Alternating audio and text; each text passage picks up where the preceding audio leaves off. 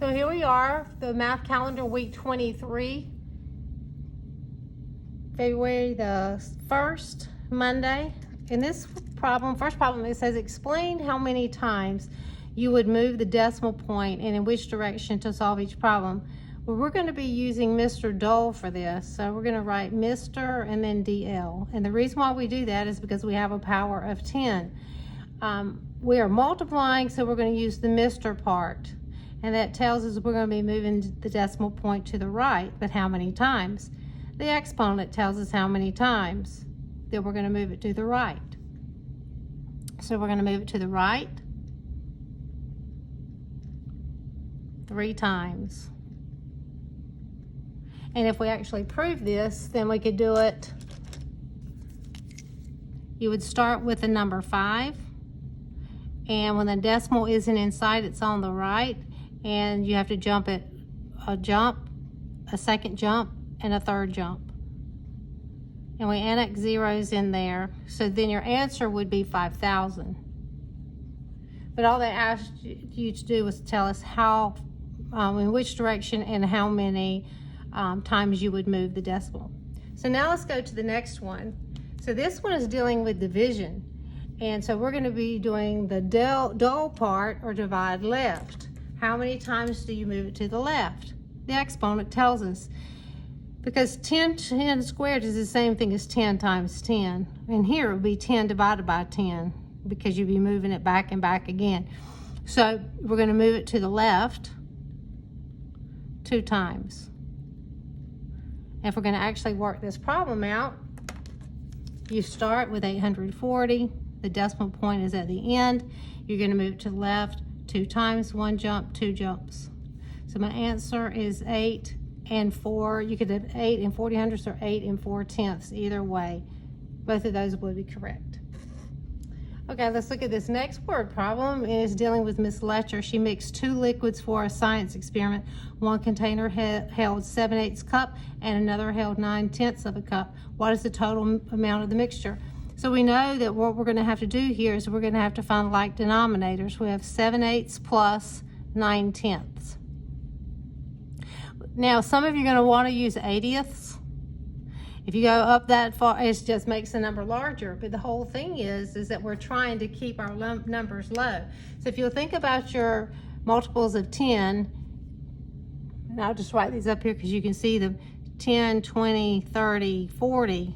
Well, isn't 40 a multiple of 8? 8, 16, 24, 32, 40. So 40 would be half of, using 80. So I would highly recommend, that's why you find the least common denominator, because it makes it simple. 8 times 5 is 40. We'll do the same thing to the numerator. 7 times 5 is 35. And then 10 times 4 is 40. So you've got to multiply this numerator times 4, so that's 36. So now we're going to end up by adding, since I don't have enough room right there, I'm going to come up to the top and I'm going to add 35 plus 36. And I'm going to end up with 71/40. If this was a gridded response, I could leave it right there, because gridded response type questions are great with improper fractions. The improper and gridded response go hand in hand. Otherwise, if not, if it was an A, B, C, D type question, you would go ahead and drop 71 in the house and say how many times will 40 divide into 71, and go with 1 time with 31/40 left over. Okay, next part. Of the 40 students who auditioned for the chorus, 3/4 of them were called back for a second audition. Of those called back, only 1/3 made it into chorus. What fraction of those students who auditioned actually made it into chorus? So guess what Kelly's going to do? Kelly's going to go back and reread this problem.